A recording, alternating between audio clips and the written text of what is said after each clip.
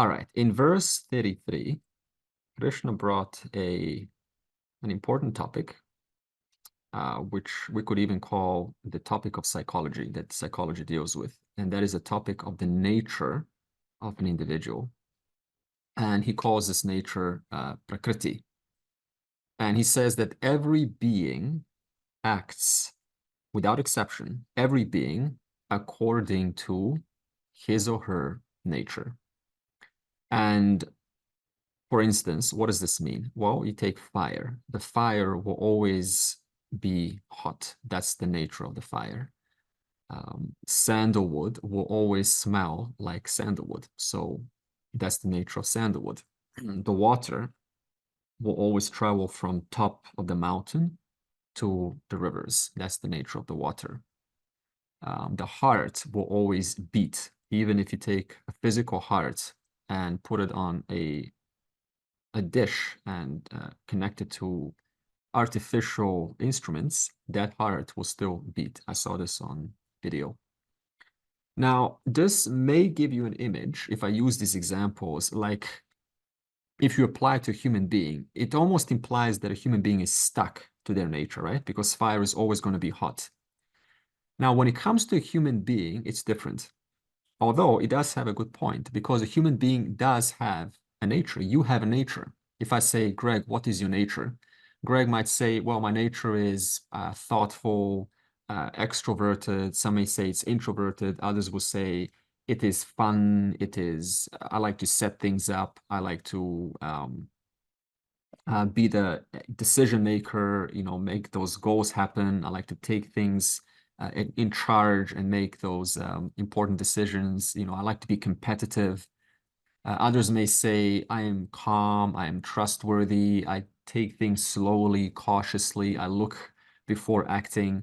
Others will say, well, I'm very structured and logical, and I look at the details, I love the details.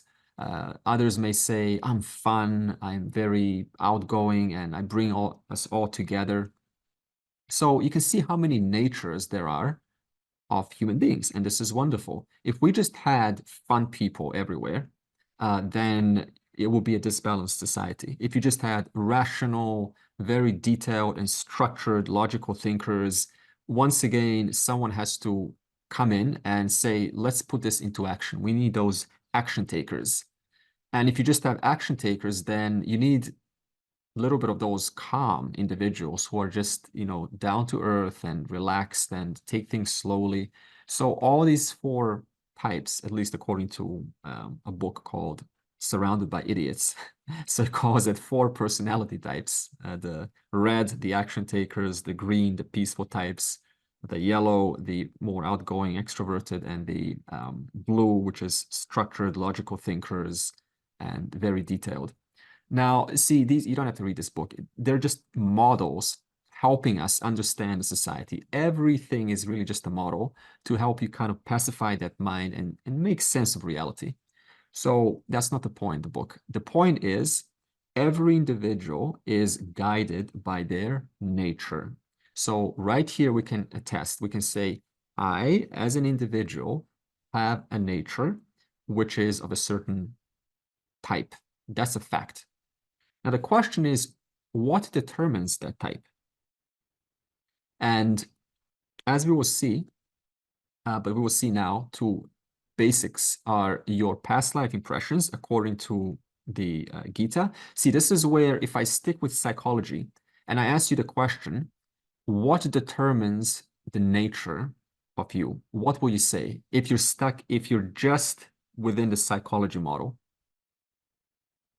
You know what you're going to say. I know everyone's already saying it, right? You're going to say things like childhood impressions, parents, society, culture that you're born in.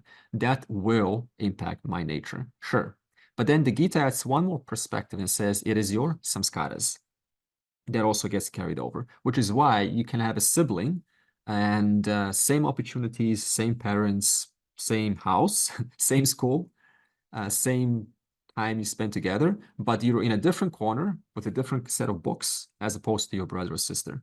So this is where there's a certain carryover, and that carryover contributes to the nature of the child, which will further cause them to associate with a different kind of a kid at school. And those kids at school would then further reinforce the nature that you came with from past life. So now in childhood, you will very early get an idea who you are as an individual. What is your nature? Because your friends helped you deepen the very impressions which caused you to meet them in the first place. So this is how it works. And then, of course, that will set the trajectory for your life. Hopefully later on you find out that, thank God, I did hang out with those geeks and they taught me a thing or two. It wasn't the cool kids who sent me into cigarettes and so on. And then you realize, so what seemed cool back then wasn't so cool in the long picture. So some natures have an advantage, but others also have an advantage, but in a different field. So it's not like if you come with a logical thinking, critical mind, and we say, only those types are qualified for Vedanta. No, not at all. You know why? Because those types, where do they spend most of their time? Generally, statistically, if you maybe do some surveys. I think other than Vedanta, mathematics, programming, physics, science, anything complex, IT, right? So it doesn't mean just because you're one type, you have an advantage to come to the scriptures. Nor does it mean if I say you're the yellow type, the outgoing, extroverted, talkative, party kind of person, but still decently rational, of course, that you have no chance in the Gita.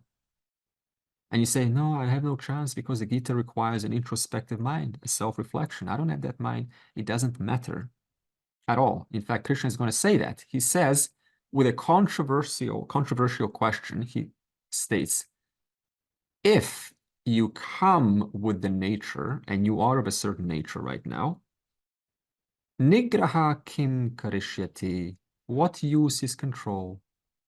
So it's kind of like shaking Arjuna up now.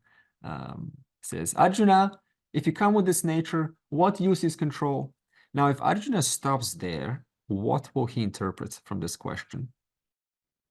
It's most likely a negative question. What use is control? Just be who you are. You got no chance of moksha. What use is control? That's what it seems like initially. So it seems that there's no point in making any changes in myself. There's no point or real effect of getting external instructions. There's no real effect or efficacy of the guru's words.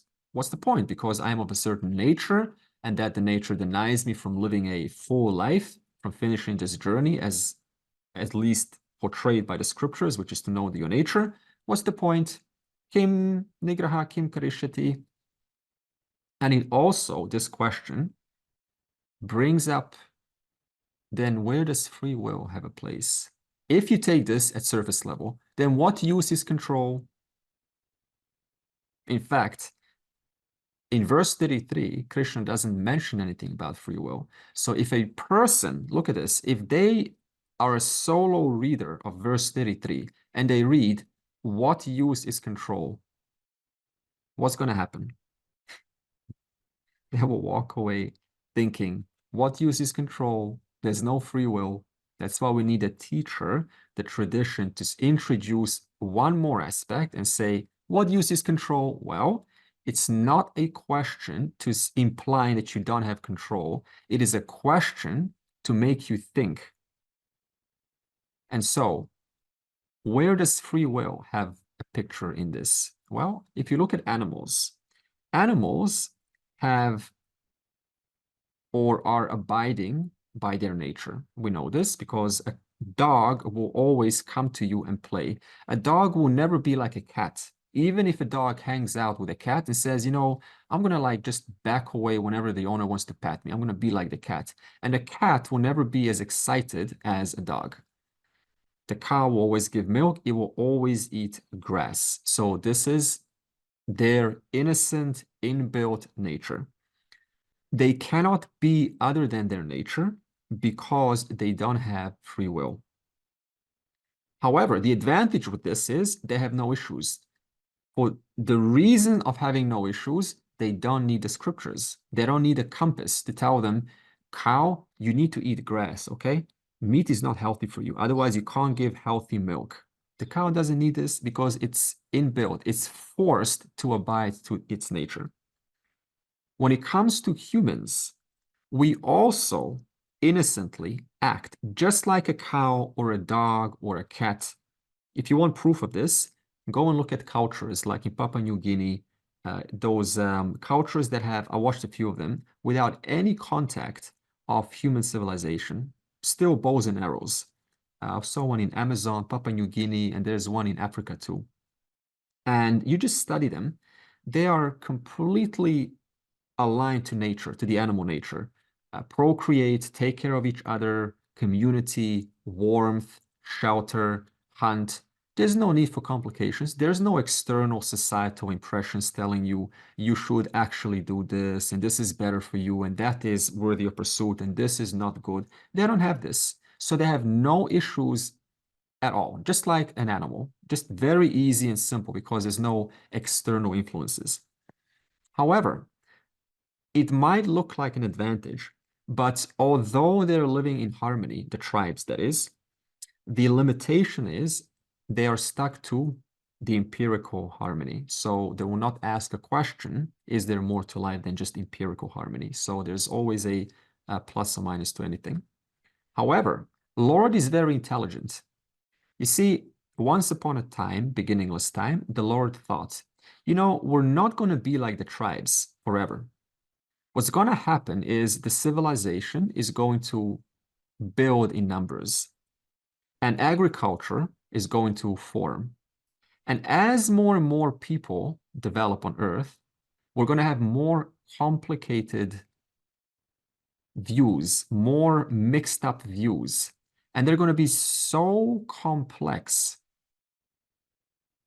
and so many divisions amongst humans that we need to give them a compass. Because although we do have free will and we can say, I want to pursue my higher nature, I've been pursuing my animal nature long enough. I want to pursue my higher nature. A human being can say this. But because they can say this, they can also say many other things. They can say, I want to pursue my animal nature in 10,000 different ways. That's why we create massage parlors and massage chairs and hand massage, machine massage, probably 10 more categories of massage, right? That's just for massage. And then you have what forms of entertainment for, right? Transportation as entertainment. So we've got so many means by which you can live out your animal nature to live in harmony, to live as a happy human being. So because we've got so many options, we need a book that tells us this is what is to be done as one who carries a human body. And then you see, so I've got 4 goals, and those 4 goals have to be, pursued. And so, but what's the ultimate goal? The scriptures explicitly states it is to go beyond just looking at yourself as a form of a flesh and the form of thoughts. And so the person says, now let me go and pursue this if they choose to. The question is now, why do they not choose to? What is it that makes it so hard to rise above one's animal, procreating, general comfort nature? What is it? Even though we're offered the choice and we're clearly shown explicitly the benefits that by changing your understanding of yourself to one that is immortal, one that is whole, doesn't die, lives forever, who lacks nothing, even though that is on offer, few take it up. Why? I was just going to say, I think it's due to just lifetimes of conditioning, Yeah, yeah. of being conditioned to not see. Exactly. It's just an imprint. It's almost so deeply Never mind even lifetimes. Just take your one life where you're physically entrenched neural pathways to think in the old style.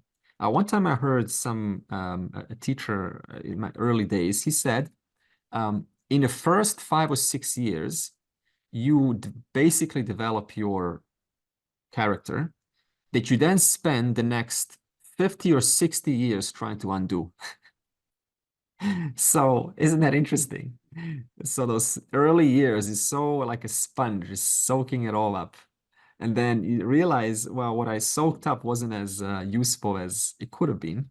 I mean, some parts are useful, but now I have to spend my whole life undoing just 5 or 6 years. Now that's just 5 or 6 years. So 60 years undoing the first 6 years. Now, what about undoing lifetimes, right?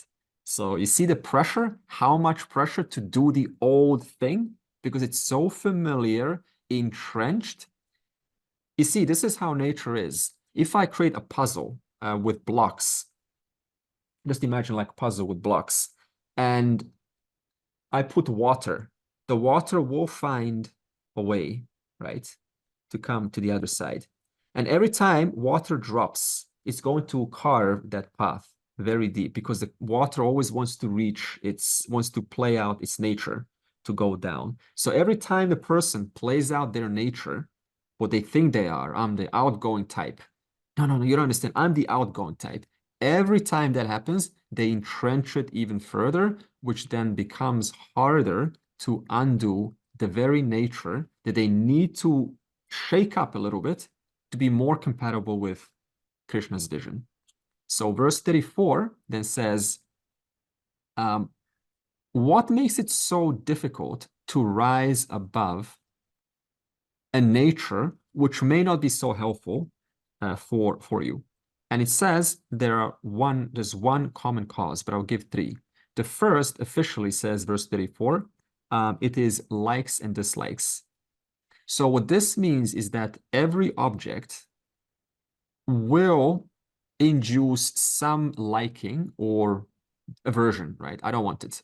Now, why is this? Why does this happen? Because it doesn't do that for all objects, only for some people. Why is this? Well, because we have been taught what is worthy, what is unworthy. And so that gets imprinted very early on. So you unconsciously say, no, what's worthy is social interactions. What's worthy is this, what's worthy is that. So what's worthy, you take as your nature and then you protect it. So that is the first. Likes and dislikes, deeply entrenched patterns that make me avoid certain things that may be healthy and go for certain things that are not so healthy. There was a Buddhist monk who used a nice example of going up a mountain. This was a TED Talk. And so the mountain is like, where I need to go. And he says that suppose that, he's walking on the path and he meets a stranger and the stranger tells him what's above. And the seeker says, that's very fascinating. But now that I've heard what's up there, I don't need to go up there. So they come down. Tomorrow, the seeker is still a little bit curious, says, let me go. Let me just find out anyway. And he's going up, and again, he meets another monk coming down. Hey, monk, so what's up there at the top of the mountain? Well, it's a beautiful view and there's clarity. You see things like from a bird's eye view. And the student says, that sounds fascinating, but I don't think I need to go up there anymore. And so this becomes very unfortunate for the seeker to have not taken their, not to have subscribed to listening to people who have went up there, because the seeker's nature is that I want what's easy. Now that I've been told what's up there, I don't need to do it myself. I want what's easy and comfortable and expedient. So the seeker misses out on the journey. Or the seeker, suppose the second scenario, the seeker is very passionate about going up. But then rain falls, and the seeker doesn't like rain. Yeah, I hate rain. That's it. I'm gonna go down now. One obstacle is enough to stop me from the journey, or some mud, right, or whatever. So in other words, if I have these dislikes for inconveniences, then it becomes hard to go all the way. So therefore, Krishna then says, what else is the reason for quitting so early? It is that we prefer what I call the straight easy, the easy straight over the hard right. So the easy straight in Sanskrit we call preyaha. It's very easy to just drive the car straight on the road, but you don't have to turn very much. So you don't really see all of the roads and the beautiful scenery, you know, and the greeneries. You don't see any of that. You just see basically a straight road, and it's very comfortable. And a hard right, who likes to do that? Do you like to do just, you know, turn away from the highway and go in some unfamiliar roads? Do you like to do that? Okay, at least one person says yes. But generally, we don't like to do that. It's because you're so familiar with the highway that, like, why? Why should I? It's going to cost me extra 5 minutes. So expedient, fast, and quick becomes a priority, even if you rationally know something wonderful may happen if I just take the road for once. Okay, so this is preyaha, fast and easy, shreyaha, hard, but it's usually going to teach you something different. And the third reason, as we just said, is samskaras from past life impressions and childhood impressions. Those three, likes, dislikes, convenience, and samskaras, they cause a person's nature to be stuck into their kind of mode, which is why it's so hard to change people.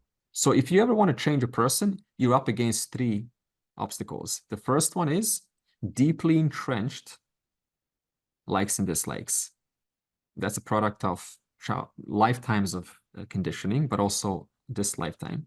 You're up against basic psychology, the path of least resistance. I want what's easy, what I'm familiar with, and what I've been studying my whole life, which is why it's so hard to turn sometimes a scientist to think a little bit different, because they're comfortable with the scientific model, or to turn an entrepreneur and say, look, you understand it very well, but there's more to life. Because you're comfortable. You know how to trade stock. You know how to make money. You're very good at that. Why should I change? I get all the acknowledgement there. Why? It's very hard to move a person out of that. And you're also up against, not only with others, but yourself, you're up against past life impressions and childhood notions. So these three are there. And then Krishna says, to all of that, tayoho vasham na agachet, may you not come under their sway. Otherwise, they become your enemies. You have no enemies outside. Not one. The enemy is your likes and dislikes, easy over hard and necessary, and childhood impressions. All three can be modified, as we will see. Why? Because Krishna also gives you a weapon. He gives you the bow and arrow, or he gives you a sword. And that sword is called your free will. Now, look at this. Where is your free will applied? Is it applied on what thoughts you will have? No. Otherwise, we will all be living in bliss. For the next thought that will come will be the happiest thought ever. Nobody has control over their thoughts, no matter what they say. And even if they do, for maybe they're on a retreat and all thoughts are wonderful, you return back home, thoughts of the old nature will start to come. Then where is your free will then? It is in reference to thoughts, but only once. Action. Yes, go ahead. I was going to say action. Free will applies to action. Action, but also where else? It is definitely action, and whether I will put it into effect or not. Where else? Is it in changing the thoughts? Yeah, okay, excellent. Or in the attitude of the thought. Excellent. Attitude, changing the thought, and whether we'll act upon the thought or not, whether the thought would even has permission to entertain me. A common a technique that I apply personally. See, before I say that, there's so many mind management techniques. Okay, we all know about this. My question is, what is your mind management technique that really works for you when keep thoughts of becoming nature keep on like a waterfall coming to you? What's your, just sometimes call it a technique that works and says, no, this is stay out. How do you do this? Could it be said, Andre, to be a kind of objectifying process whereby if you have, say, an opinion which you're about to voice, but you recognize, I'm about to voice an opinion. This is an opinion. And it just allows you to step outside of it. Okay. Okay. And get some perspective on it. Okay. So you don't have to be enveloped by and possessed by the opinion. You know, yeah, good. Yeah, so it prevents you from being possessed by the opinion when you put it as though on your hand and then you see its nature. And sometimes I even like shuffle like a juggling ball and I see the thoughts in the balls just kind of moving. And I take the ball and I just throw it on the ground and it splits into a million pieces. That's one thing kind of going forward. Good one, yeah. Gautam? Actually, Michael was first. I find that one thing that if for recurring thoughts that are not pleasant or not constructive is to firstly, well, acknowledge them obviously, but then just ask myself, do I want to burden my future self with this recurring thing? And then I think something what you're going to say, because I took it from something that you said earlier, is you then just tell that thought that you don't have permission. I don't give you permission to be here. Like I'm not going to let you continue. Yeah. And how many times do you do that? Once, or you have to keep on doing it several times? Yeah, lots. Yeah, exactly. A lot. This is it. You see. So there's no one shot technique. Gautam? Yeah, I try to label the thought and try to picture from which impression this thought is arising.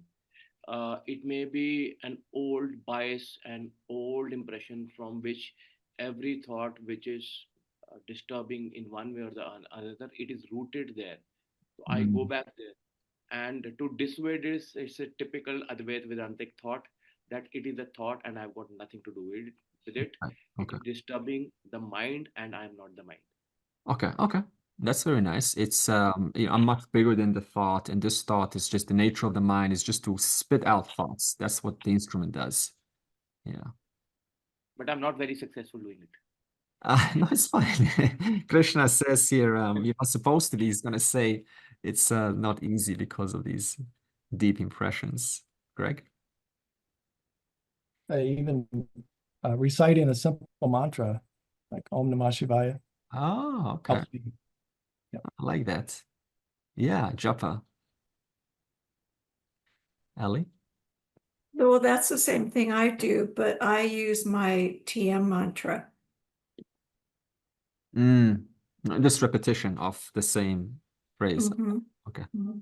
Yeah, because okay, good. So it kind of moves the mind to one single focus. Vaibhav? Yeah, the way the analogy I use is that we all receive a lot of these spam calls, right? We get on our mobile phones, and first time you pick it up, you actually fall for it, and then you realize it's a spam call. Yeah. And then soon you realize this call from these random numbers is always going to be a spam call. So slowly you stop picking them up. Or sometimes when you pick it up and it's a robot speaking, you immediately shut it down. So I try to replicate the same in how we think about thoughts. Your mind is a mobile phone. The thoughts will keep coming. You can't stop it. You have the choice to either pick it up or not, or if you have picked it up, to switch it off, right? Because you know that it's a spam call. It has happened before, and it is just the mind, playing tricks, basically.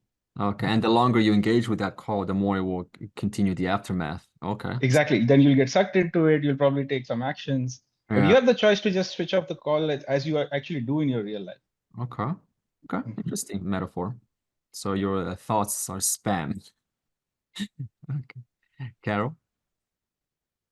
I was just going to echo the sentiments of the others in the mantras. I found the Hare Krishna mantra to be extremely effective Okay. and kind of helps just override some of those thoughts, Yeah. you Okay. know, the investigative thoughts. Objective assessment. How many thoughts are truly useful that come to you? Like out of 100%. A very tiny fraction, really. So it kind of stands to call some way, your way, right? I know there's 100 techniques, but your way, right? We're all old enough to know what is our personal way. And as Michael said, he says, permission, that is my way, that the only way that works. My mind is a temple, like I imagine like sometimes a church or a temple, and it's sacred and it's holy. And if somebody knocks on that door, I say, no, you don't have permission to enter. No, thanks. And then again, the thought knocks, no, you don't have permission to enter. It happens about 20 times on average. And then the thought gets the message and says, okay, no more. But I found that the moment the thought enters the mind, it's just so powerful that it finds some path, right? Some crevices. It's just so subtle. And it just grows and it grows on you so slowly that even if you're the best meditator, the best kind of mind manager, it still creeps upon you. So I found the only possible way is to right at the start with firm conviction, say firmly no, and keep on saying that until the message has been received, Michael. Yeah, I was thinking that exact thing. Like you don't get a permission and you think the thought goes away, but it has a way by association, something completely different, and then you follow that path and there it's back. It's crazy. It creeps in, it finds the back door. Yeah. Ellie? Oh, isn't it like by doing some of this that we change the neuroplasticity in our brain, that those thought patterns are follow the grooves that are been set there maybe a long time, and then by interrupting it or using a mantra or whatever way, that it ultimately will change those grooves, that neuroplasticity, so those thoughts will eventually change. Like it, Exactly. right? Yeah. And good. And the good news is Krishna will tell us that he will give us 3 categories of the kind of how deep these thoughts can go. And there will not be a 4th category that says there's nothing you can do about it. He says there will be a 3rd category, which is so deep, and those thoughts will bother you for years, sometimes decades. But there is, and he says, even to those thoughts, you have a level of modification, some freedom there. But he doesn't say there's a 4th category where you're just totally helpless. So it's true. So those deep ones, they are built in our brain deeply for some reason. We don't even have to know what the reason is. The point is, they could have some space for improvement. Andre, so sometimes I try to think whether this thought is spiritually beneficial for me or not. Will it grow me in my spiritual life? If it does not, I try to avoid it. But usually, if it's some agitating thought like an anger prank or something, it's hard to do it like this. But if it's some other thought, which usually we know it's not good, I'll try to ignore that thought. Okay, well, let's see what Krishna says about this, why we get kind of rattled by these ongoing thoughts. And let's see Krishna's solution. So now verse 34 has been summarized. And now verse 35, he will say, what does it mean to follow your nature? Shreyan swadharmo vigunaha, paradharmat swanushthitat, swadharme nidhanam shreyaha, paradharmo bhayavaha. Better is one's own imperfectly performed dharma than the well-performed dharma of another. Death in one's own dharma is better. The dharma of another is fraught with fear. Yeah, so this is quite revealing why we have these thoughts of unbecoming ways. Because we engage in other people's dharma. We do what we're not supposed to be doing. So, see, this verse emphasizes basically sticking to what is right, what you are made for. regardless of the pressures of someone might be better or someone might be having an easier job. So regardless of that, you say, this is who I am and this is what pleases me. And you stay with that. And by doing so, basically you avoid a lot of conflicts and anger and unhappiness that comes by trying to mimic someone else just because you think their work is better. So it starts by differentiating two words in the verse, swadharma and paradharma. So swadharma is your own duty. Okay, obviously based on, it will be guided by your nature, of course. So if you're an outgoing person, your duty will be, if your duty is to teach and you're an outgoing person, then that nature will in some way influence your job, okay? So the question is, what is swadharma? Well, look at it like this. If you are located physically at your home with the people that are around you, does that not demand a different kind of a personality, response, and responsibility than if you are physically located at your job? You see that? If you bring and if you act how you act at home, and you act in that same way with the same responsibilities, you bring them over into work, is that going to work? No. So that is what swadharma is. Wherever I am physically located, with whoever I am with, whoever is around me, this person being in that situation is required to do based on the environment. The moment you move somewhere else, to the shopping mall, to a friend, to whoever it is, immediately your responsibilities are now different. Even your personality will be different. Even what, kind of conversational matters you produce will be different. That is a swadharma. So is swadharma fixed? No. Swadharma changes based on your situations. And this swadharma becomes evident the more you understand what is to be done in any situation. See, nobody has to tell you how to act around, I don't know, your spouse or your children or your parents. Do you have to read a book? Let me just pick up a book before I meet my child. Yeah, just be, just kind of there. Don't enforce anything. Do you do that? You don't do that because it is evident. Swadharma is evident to everyone all the time. There is no book called How to Do Your Swadharma. Because, see, why is it sometimes that kids will ask an adult, what should I do in this situation? Right? They're maybe getting bothered at school and they have to go to an adult and they say, what should I do in this situation? Why do they say that? Well, you know why, right? Lack of experience. And two, they're not quite clear what needs to be done. So it's not evident to them. So the more a situation becomes evident, the easier your swadharma becomes. Now, the second word is paradharma. Paradharma is doing somebody else's duty.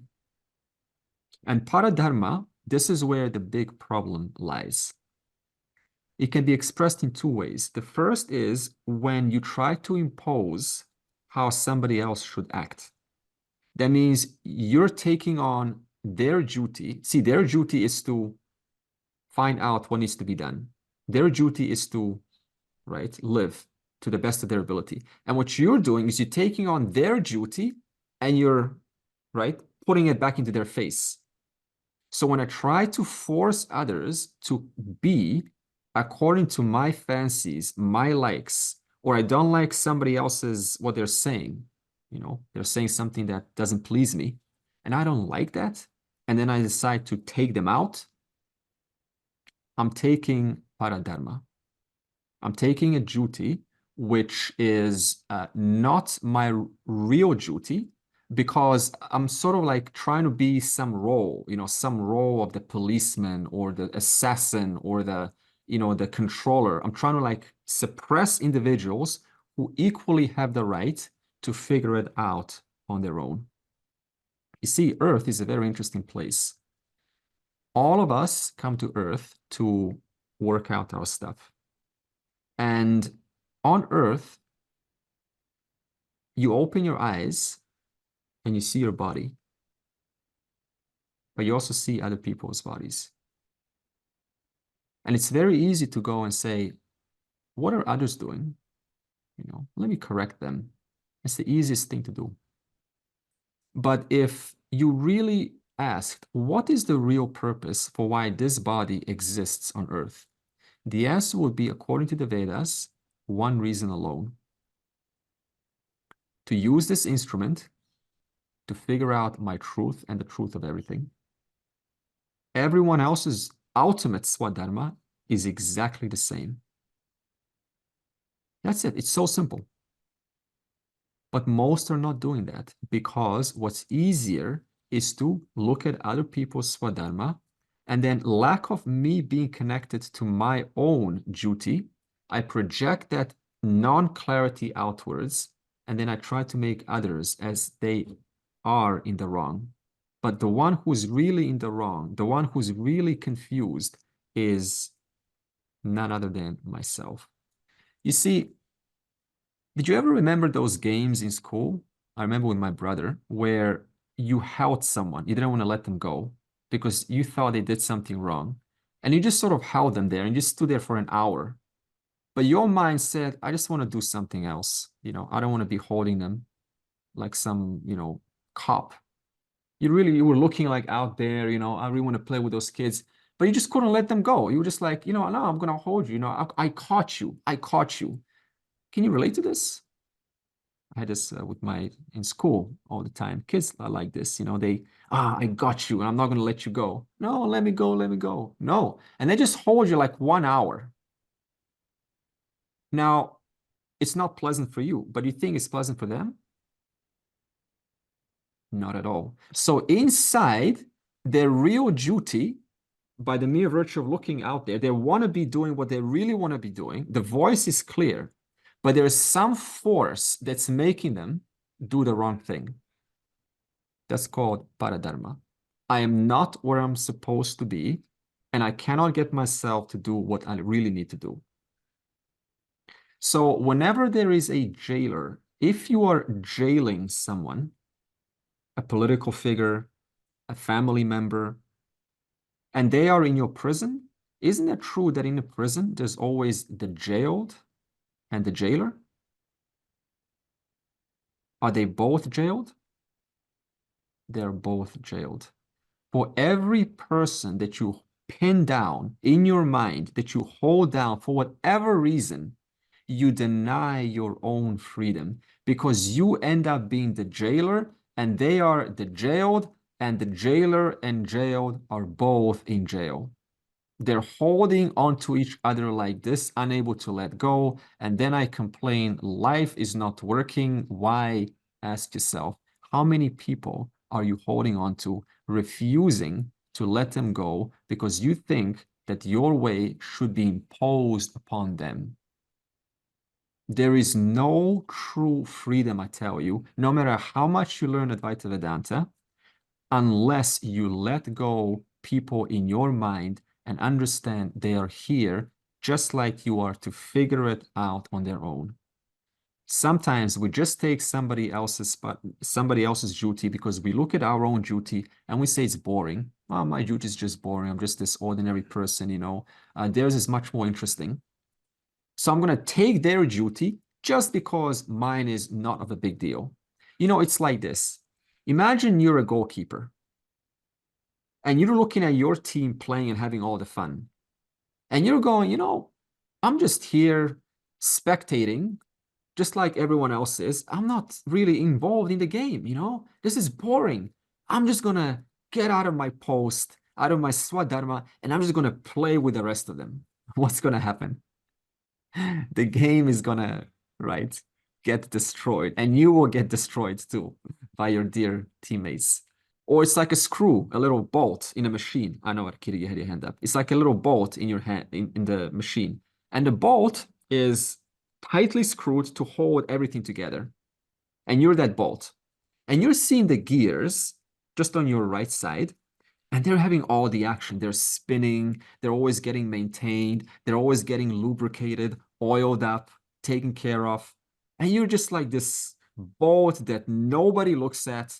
And you say, you know what, I'm just gonna unscrew myself and I'm gonna like intermingle with the gears. What's gonna happen? You will be screwed, literally. So why? Because you look over and you say, their job is more exciting than mine. Comparison. And the moment you compare, you come out of your own Swadharma. Because by nature, that Ishvara has designed this system, every individual, if you are locked into your duty, you are immersed and you genuinely enjoy your work. Because that is just the nature of Ishvara. I think you explained that really well, but I'm having a little confusion maybe you can help with. For example, the way I might behave at work or in a particular environment, family, around other people, what might be natural to me could be completely different to someone else, which often, in my experience, causes conflict. And that's been something, I'm just sharing something personal to give context. That's been something that I've often tried to sort of balance out, and hence I think in line with what you're discussing, tried to be more to fit in and so forth with whatever thing. However, as you point out, that can go against the natural grain. So the bit I'm struggling is that the bit that's maybe not 100% clear for me is the Swadharma for me in a home life. I know you were oversimplifying at the start or giving some examples, and the work life or the social life or the whichever particular scene it was hasn't quite balanced out. I don't know if that's making sense, but I'm finding that one a little tricky to navigate. Are you talking about finding a balance between social life, family life, personal life? No, I'm finding a balance between the word terms here as Svadharma and Paradharma. So, and in specifically where what appears to be my Svadharma is very different, or what actually is, what feels right in me, and is right as far as I can ascertain. It's very different than what I might experience in the world, hence the difficulty you've been talking about. So those generalizations aren't necessarily the generalizations in my head don't necessarily marry up. Sure. I think I get it. So, I mean, first of all, we're not balancing Swadharma and Paradharma. We're just showing that if I'm out of alignment with Swadharma, my only other option is Paradharma. And how is Paradharma expressed? It produces some form of conflict in you. That means you feel like you shouldn't be doing what you're doing, or you don't fit in. So whenever you kind of like find yourself not fitting in, then maybe, you can think about, maybe I can be elsewhere doing something else. So Swadharma, on the other hand, is where what you are doing is generally bringing harmony to you. It's adding value to your environment. It's adding value to yourself, but also it's kind of adding some, some goodness, some opinion, some making people think, or making you just feel like you're useful wherever you're at. You feel useful, right? Now, if others think that's not useful, that's their issue, but you feel generally useful, and it feels like you have some speciality in your arena. So for example, if you ask me, Andre, give me, opinion about dealing with the, people on the road, right? The police force. I say, look, I don't know very much. You have to ask, a law enforcement about what needs to be done about a person. But so if I start telling you what you should do, while I'm telling you what's that feeling inside when you're advising someone something that you don't truly specialize in, what's happening inside you in that moment? Being righteous or opinionated or forceful. You feel like I shouldn't be saying this. You get what I'm saying? Like, this doesn't feel, I should actually be telling them to go and refer them to some place else. I'm talking a field that I kind of have some general knowledge, but honestly, I wouldn't be able to handle that matter myself. So there's some inner kind of resistance or guilt that in this very moment, I should have stopped. Remember last week how I said, knowing where your function ends and other free will begins? So that means one crossed the lines and they're maybe hanging out in a group for far too long when you should have said, perhaps, example, politely, you know, it's time for me to go, excuse me. Did you ever have those moments in a social setting where everyone's in a circle and you're in that group too, and you just sort of, at one point, it just hits you, it just dawns upon you, I should be exiting, but you don't exit. And you just stay there, right? Like you're trying to fit in. You know that feeling, don't you? So the moment that feeling comes, now it's switched from Swadharma into Paradharma. Right? But we often sometimes have these pressures. No, I should be nice and this and that. But when you go away, you feel that the irony is you feel a little bit weaker about yourself because you didn't do what needs to be done. Or did you ever go to someone's house and you stayed far too long when your mind told you, okay, it's time to go, you know? But something's like, no, but this is too fun. I'm just going to stay because it's really nice. And then you get in your car and you're like, you know, I should have said, you know, I need to leave about 3 hours ago. I stayed 3 hours too long. And you get angry with yourself. Like, man, you know, I really need to just, you know, get it straight. And next time again happens. Until one moment you just say, you know, I'm going to be authentic, brutally honest to myself, and excuse myself politely because there's a certain line that I've crossed and it no longer feels natural to me. And you just say that out loud and people will respect you. Yeah. And so it's easy to imitate, isn't it? It's easy to imitate others and say, they're doing great, they're doing whatever. And so I'm going to be like them. But Krishna says, by imitating, what happens? The irony is, even if they're good and you take somebody else's duty, it brings bhaya. It is fraught with fear.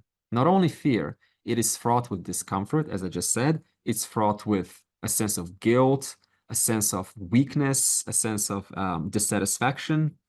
And then he says, for that reason, it is better to do your swadharma, even if it appears viguna, that means it's lacking in satisfaction, than somebody else's dharma. It's even better to do your own part, even if it's not bringing you satisfaction, but it's still what you need to do, than to engage with somebody else's duty and hang out with that group over there because they're having all the fun. Why? Because your duty is not somebody else's duty. So that means whenever you're with your nature, then you know you're having a relatively smooth ride. Whenever you are out of alignment with your nature and you try to please for the sake of status quo, then it kind of brings you some feelings of dissatisfaction, okay, or meaninglessness, or purposelessness, or a form of I shouldn't be here, I should be leaving, I'm not satisfied. What about Arjuna? Well, he's a perfect example who was about to engage from Swadharma into Paradharma. When did this happen with Arjuna? Well, was that when he sort of wanted to walk away? Exactly. You know, so he came there ready as a warrior. He's there to protect his subjects. He's the right guy with the right skills, and he was put in that place. And what did he do then? He says, he looks over and says, you know, these are my brothers and this is my family and I'm worried. Now, it seems noble, right, to think like this. But what is he forgetting? Despite thinking in a noble way, like violence is not good and all these things are very justifiable. But what is he not looking at? His duty and skills. Yeah, he's not looking at his skills. He's not looking at his character. He's not looking at the bigger picture. He's not looking at the history. He's not looking at the consequences of this continuing the way that it's going to continue. He's not looking at the fact that nobody else can do a job better than him. He's not looking at the fact that there are two armies waiting to fight and he needs to give the green light. He's not looking at so many things. And because he's not looking at so many things, he then says, though it sounds noble, he says, hey, so Krishna, you said that the highest duty in this world is to pursue moksha. And I'm going to thus do that because that is what the wise people are doing. So let me take on the duty of the wise people, because if they're wise and if I mimic them, if I imitate them, I'm also wise. But again, it's not that simple because he is in a very unique stage of life that he has to, or she has to go through what they're going through in order to get this thing out of their system. Until it's out of their system, then you can give them 20 Bhagavad Gitas, it's not going to stick. We also have, modern examples of paradharma, just to make this more a little bit ingrained. So in corporate settings or any kind of employment, sometimes you have these young, ambitious folks come in and they're full of energy and ideas. And they have, this gust and zest. I want to change the entire structure, the entire corporation, because I know the best way to go about it. And very soon they discover that they become dissatisfied because nobody's really listening to them. And because, they have these big ideas and they think this is how, it should be, as though they've been living in this company for years and it's just their like first week. So they end up getting very dissatisfied. And that ironically ends up taking down your productivity. So the very work, the very swadharma that you came to do ends up reducing because you want to take on the swadharma of the manager, how the company should run, how the employees should be managed. So again, it doesn't work. Or even during COVID, brilliant example of paradharma all across. So during COVID, who was doing the real work? If you get all the conspiracies out of the way, who was doing the real work during COVID? Doctors. Doctors, government research, surveys. They were there physically with the patients in the bed, finding the cure, finding the cause, finding just so much work has been going on. So many doctors have died, for treating their patients, and nurses also. Heart goes out to them, right? And what did the rest of them, the rest of the general population, what did they do? They looked at the government and just complaining. The government's not doing the right work. No, now imagine you working in the government. You and I are now working in the government. What would you and I probably discover very quickly working in the government? No matter what we do, there's always an attack on the very people that are doing all the work behind the scenes. We're talking government, ordinary families that you and I could be there, doing all the work, no matter what you do, all the research. What do you get? Disapproval, hatred, conspiracy theories, all of this nonsense.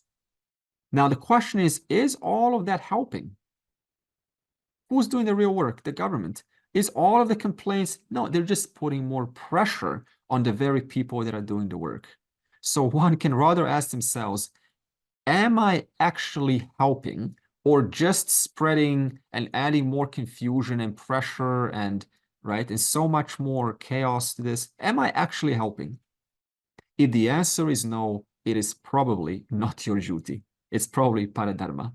Unless you are qualified to help and you have some contribution, some value, and people say, yes, sir, yes, ma'am, here's, do your work.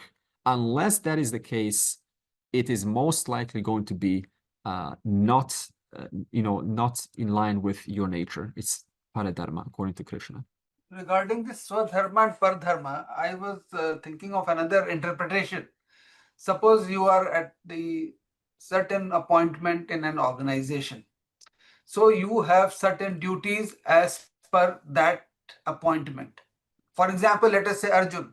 Arjun was to fight, he was to open the battle, and his task that day was to start the war. He's the main fighter, he's the main this thing. So that was his swadharma. But simultaneously, he was somebody's brother, somebody's brother-in-law, somebody's other relative, somebody's shishya. So can that be interpreted as Spardharma, and there is a conflict within him. The person is same, but he's got two different appointments. Swadharma, which the task or the duty implies, and another is Pardharma, which is because of his situation. And if there is a conflict between the two, should we take Swadharma as the one which is due to your appointment or the nature of duty? I mean, paradharma here is well performed. It's imperfectly performed dharma. So that's definition of translation, imperfectly performed dharma. Another way to say is taking somebody else's work, what they're good at, and taking that on, and I'm trying to live out somebody else's dream. So in Arjuna's case, see, though he had brothers and he was a shishya, it's still swadharma to include the bigger picture and say, though my brothers are on the other side, though my teachers are on the other side, that's just how it turned out. But it doesn't negate the fact of what I have to do here in the bigger picture, which is to help out, to not share. Hastinapur has to thrive, right? So even that can be swadharma to account the fact, yes. See, this is even sometimes parents. Suppose there's a parent and their child doesn't want to leave or work, right? And they're fully capable of working. And the parent just sort of, like, right, Dhritarashtra, right, says, no, it's just my child, they have the right to stay. And there's something in you that says, my duty is really to push them, a little bit, because they cannot kind of just not do anything. They have to take over and have to bring some income, suppose. But the parent is like, no, I'm just gonna, not do, I love them, let me not pressure them. Now, what happens in 5 or 10, like 5 years, they grow very quickly. Within 5 years, they're still with you. They're still not doing anything, no contribution. And still you're saying, nah, they'll find something. So now the question is, when is that point when you're going to say, this is enough. This is no longer swadharma of mine. My swadharma of taking care of them is kind of finished now. Now my swadharma has to change and tell them, you need to find some work. This is a fair agreement between you and I, right? It's a fair thing to do. So now it becomes no longer swadharma, it now transferred into paradharma. The parental swadharma has turned into a sort of a paradharma, right? Trying to protect the child, but actually you're not protecting them. You're just sort of, giving them one more excuses not to do anything. Okay. So same thing with Arjuna. He, looked at the situation and he says, no, I need to leave them. They're my brothers. Let's not touch them. But he missed out the long, big picture, which is that something needs to be done. Because how long has the war been going on, actually, Pankaj? Is it the first year? Yes. No, it's been going on for a lot longer, 13 plus years.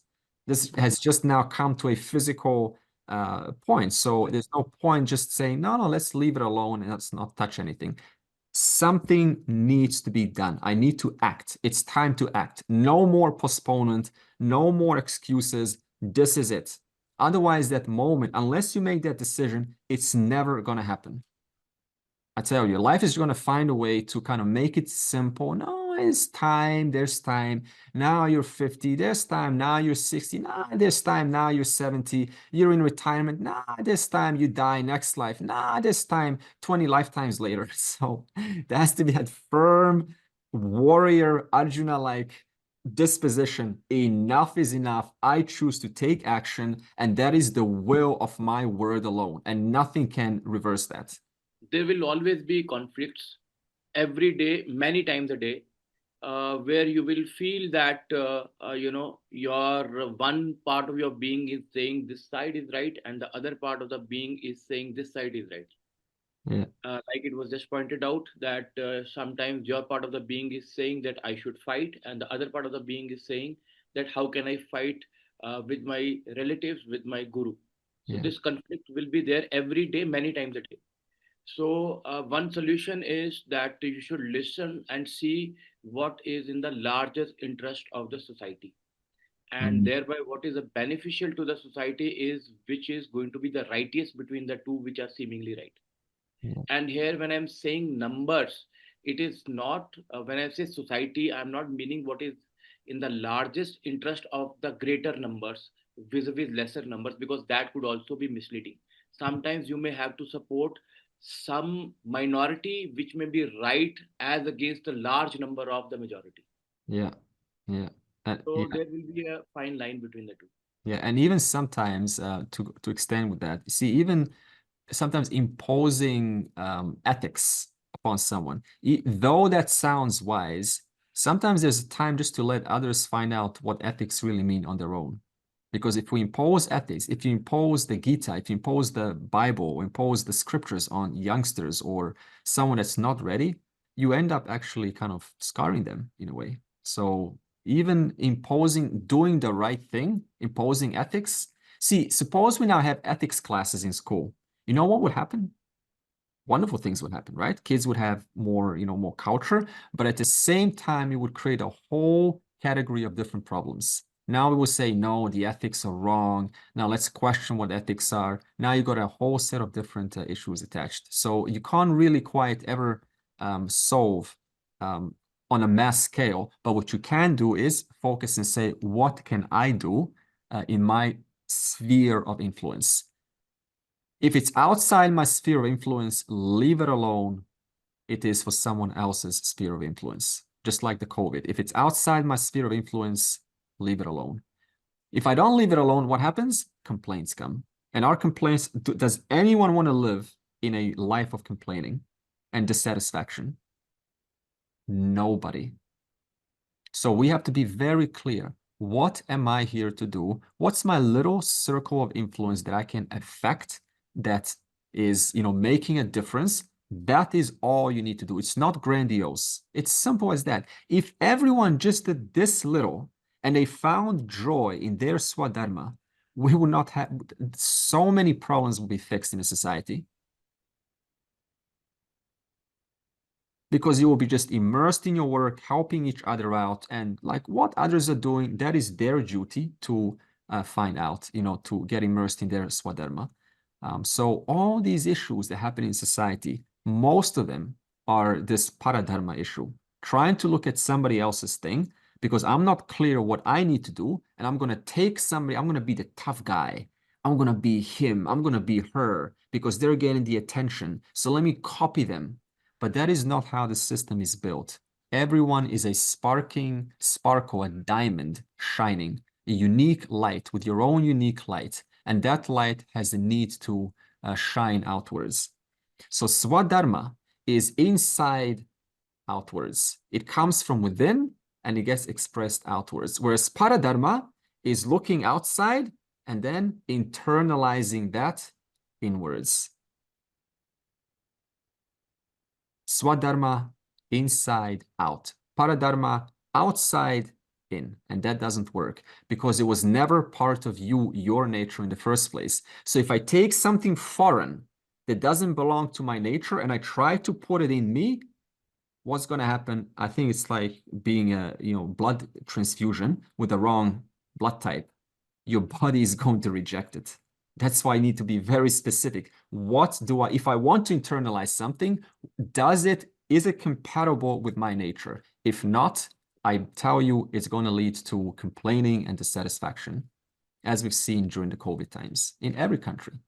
Mainly, as you're talking and what I've heard in the last few classes, I kept thinking of all that's happening in Middle East, and especially they're really counting the number of children and number of people killed and more dying of malnutrition and all this stuff. It seems to, I try to put all the stuff I know and understand into the picture and thinking like what you said, what can I do? I really can't do much. I'm away from that picture. Yeah. And so I don't do much for that particular situation. But what's happening is the effects of that situation is sprouting out little mushrooms in every country, especially in Melbourne. It just started protest, the protest groups. Yeah. And I mean, there's so much of hatred, growing. And then it affects, and I'm thinking, what should I do, in this situation? What little can I do? I don't know. I really feel nothing I can do because, you think your friends, your circle of life, and it's okay.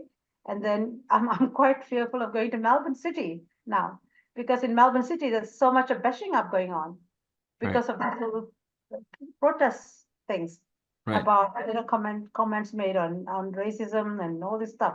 So I mean the whole world is affected, and yet I feel like the whole world, nobody's doing anything. The world itself, each country is so powerful, and none of these powerful countries are doing anything for this country. Where if you think you were part of it, and you're dying of malnutrition, not so much of war, and I mean, where do we stand really? I can't really put this picture of understanding. Sure. I try to understand, but it's so hard. Sure. I mean, it's a fair concern. I understand where you're naturally concerned. That's the human heart, you want to do something. But also, I mean, can you do something? So you have to assess that, if you can't do something, Rani, then as Dayananda says, what happens, it starts to crawl under your skin. And now something you truly cannot do, it becomes your new problem. And it robs you from your own peace. So what the verses are saying is that if there is something that I can do, like some action, then this is wonderful. If not, it really is not something that, you have to assess, what is my worrying really doing? Is it contributing? And to whom is it contributing? And if you really want to go, in a bigger picture, see, right now we have many worlds in this universe. There are many wars happening all throughout the universe. Do you know about them?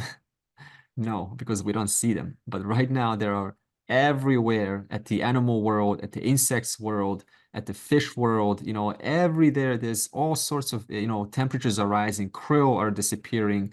So the whales have less krill, and the whales cannot, communicate with each other. They have to spend all their energy hunting for food.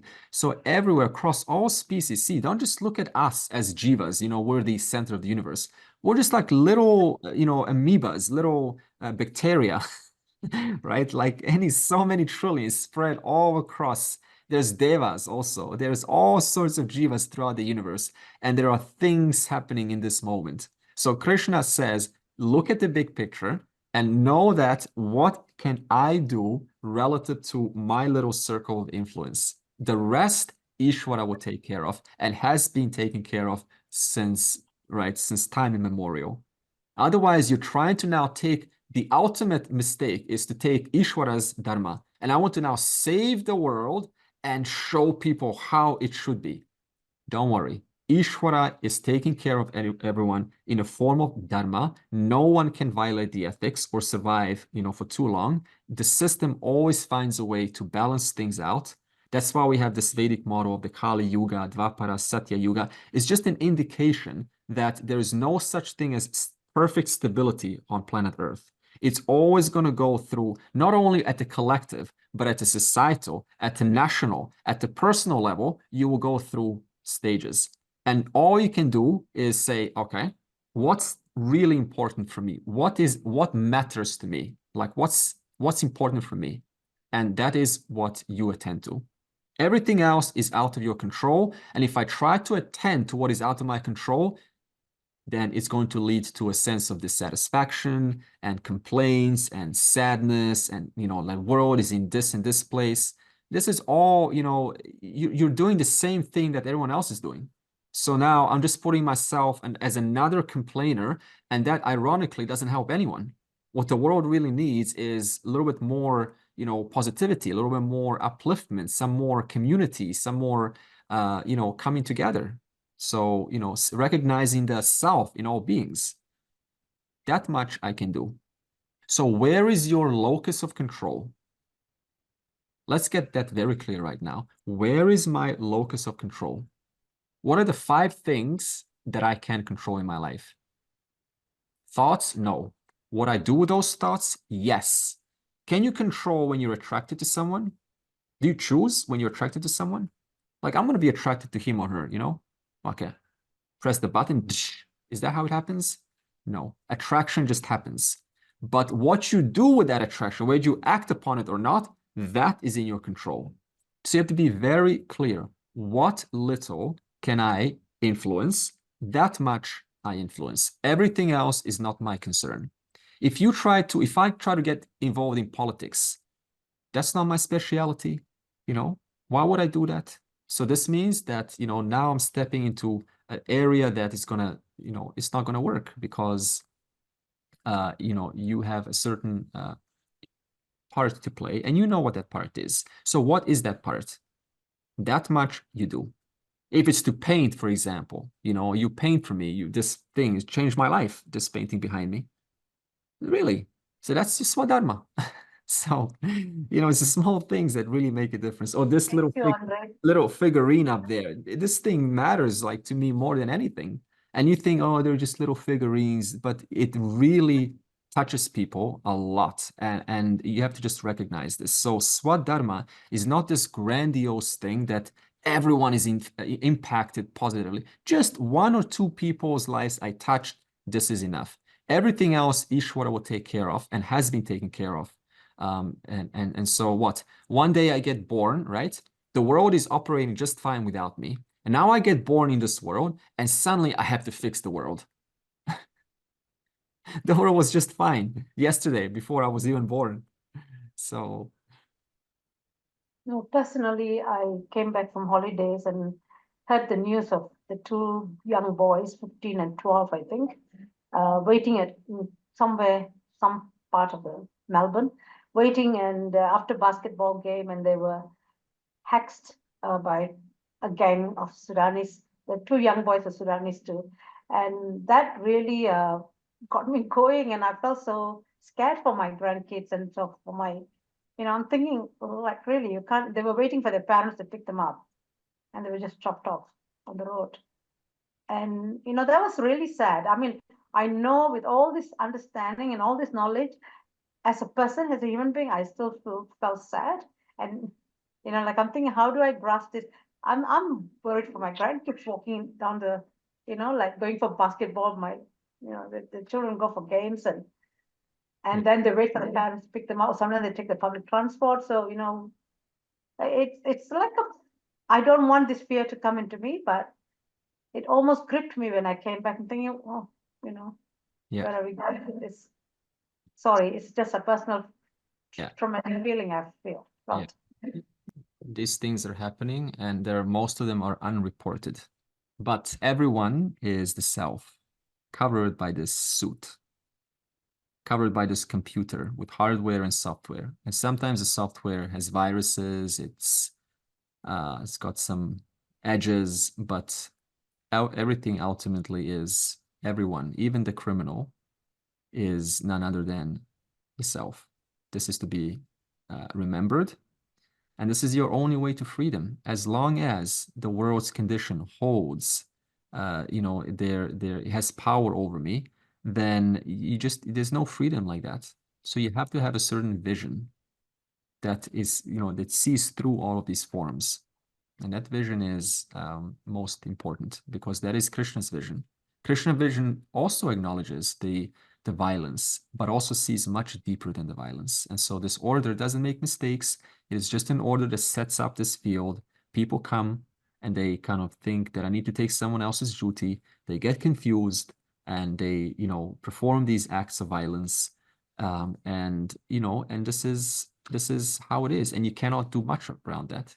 A lot of things went through my head during that discussion, but first I was thinking of like having to be so present and conscious in every situation to do the right thing, to not, it's kind of like crossing over the line from what is your duty and where are you interfering with somebody else's Swadharma or that. It's the consciousness, and then the whole, you know, the collective fear, the collective affects us. And I don't know, but it's just like to keep, you know, affirming something else, like it's all the way it's supposed to be. We're, you know, just do our part. It feels so big. Yeah, but see, at the same time, Now, not it's at the same time we're not being totally passive and saying it's all you leave it up to Ishvara and it's all, take care of that. So this is the other extreme of now delegating my work because it's so overwhelming. So the question is, what little can I actually do, that to help out, And so that's all that's required from you. It's not a lot because Ishvara is all knowledge, all power. Ishvara doesn't expect you to take the job of Ishvara. You're very limited. We're all very limited in our knowledge and what we know. And that is a fact. It's not even a statement to take personally. And so if I'm really just a limited individual as a relative self, then it stands to reason then I can only do limited things, right? And so those limited things will, right, be in keeping with the harmony with the rest. And that's all you need to do. This is so important to reinforce. Otherwise, we keep on like bringing these big roles onto ourselves and expect to do these big things. But there's always something little that you can do. Pray for them. Even that is an action. Dayananda says, if they're a last resort, when I can't do anything else, pray, because that at least, offloads you, that you do have some control in the situation. Yeah, I've just heard Rani and El, and I was thinking, like you already summarized that we cannot also leave everything to the rest, because if everyone takes on this passivity as Swadharma, then who is going to bring a change? How will a Gandhi emerge who was Mr. Nobody and he just took upon himself then, and started increasing his effort and thereby increasing his influence, and finally from Mr. Nobody, who was like an Englishman, was responsible to throw out the entire English empire. So somewhere, like what Rani said, by just tweeting, by just making a Facebook post, by just forwarding certain, messages that we want convinced about to our group, we can make an impression. And if your inner calling becomes more and more, then you can take up the cause and then make it your Swadharma, like Gandhi did. Recognizing that there's a much bigger picture here. So you may not ever understand why things are happening the way they are, but the fact is things are happening. And when are they not happening? But there certainly are this cause-effect relationship between what has happened and what is happening now. And so this is like a forever thing going on. So you're just in one small timeline right now that's been going on for eons. Arjuna, he is a very good example of the right kind of person who understands this. Because how many verses that Arjuna asked about, why is the world doing what they're doing? Why is Duryodhana like this? Why are the Kauravas like that? Why is the world violence? Did Arjuna ask one single question about others? Or were all his questions about how do I manage my state of mind in reference to what's happening? Yeah, that's the perfect kind of mindset. Because Arjuna knows it's counterproductive to keep on asking endless questions. Why are they like this? Why is this happening here and there? No, it's happening. That's the fact. What am I doing about it in my own mind? What is my attitude? What am I understanding about what is happening? How do I manage how I feel in this moment? And how do I recognize the presence of Ishvara despite what's happening? This is Arjuna's questions. And so he's showing us the perfect kind of thinking. So where are your questions based on? Majority. Are they about others or yourself? So this is a time to take that major quantum shift and recognize that your duty, you came alone and you will die alone. I came alone to figure things out, and it is for me to figure out my state of mind, manage my state of mind, manage my thoughts, manage my knowledge about the world. That's all you have to do, ultimately, just like Arjuna. And then the world you will find is not so ugly and, all this evil is going on. This is still a perceptual error, I tell you. It's still a perceptual error. So ultimately, you just work on yourself, focus on your reforming yourself, and you watch how the state of affairs start to change. That it's not so bad as I thought. Next week, Arjuna will ask an interesting question. And he will say, what is that force that compels me to go against what I know is to be right. Om Purnamadav Purnamidam Purnat Purnamudachyate Purnasya Purnamadaya Purnam Eva Avashishyate. Om Shanti Shanti Shanti.